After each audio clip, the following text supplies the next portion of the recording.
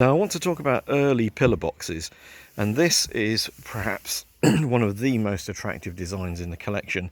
It's a copy, it's a replica made in 1989 of the 1866 Penfold post box designed by the architect J.W. Penfold. These boxes were deployed all over the country in large numbers, and today there are around 100 of the originals and about 120 of the replicas out on the street. So you have a good chance of seeing these, especially in heritage areas. The first replica, like this one, was made by Mackin Engineering in Scotland in 1989, and it was installed at Tower Bridge with great ceremony by the post office, and it is still there today. On the top you see the acanthus bud and the acanthus leaves. A very distinctive feature of these boxes. Some of the older ones unfortunately have this missing, but they can be replaced. That is a separate casting. It just requires Royal Mail to get their act together to do it. The problem with these hexagonal boxes was that they're actually quite difficult to move around, and so although they were introduced in 1866, by 1878 the post office had decided that really they wanted to go for a cylindrical design, and the specification was issued to a number of contractors for a cylindrical box. If we just come over to the other side of the garden, we can see what was actually produced. The contract was won by Andrew Handyside of Derby, and this is what they came up with. It's known as the anonymous box because, as you can see, it doesn't have a royal cipher on it and it doesn't say post office.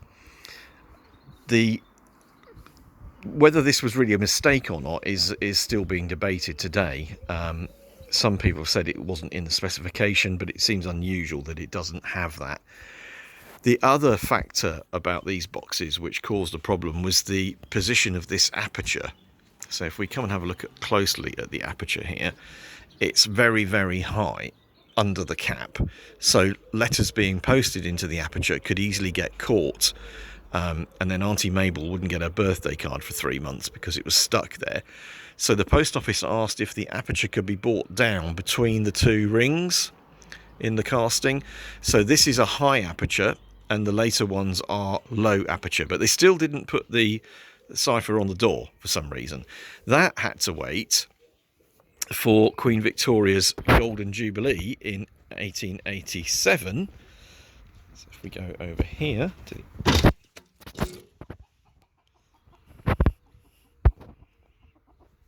and that we don't trip over any chickens.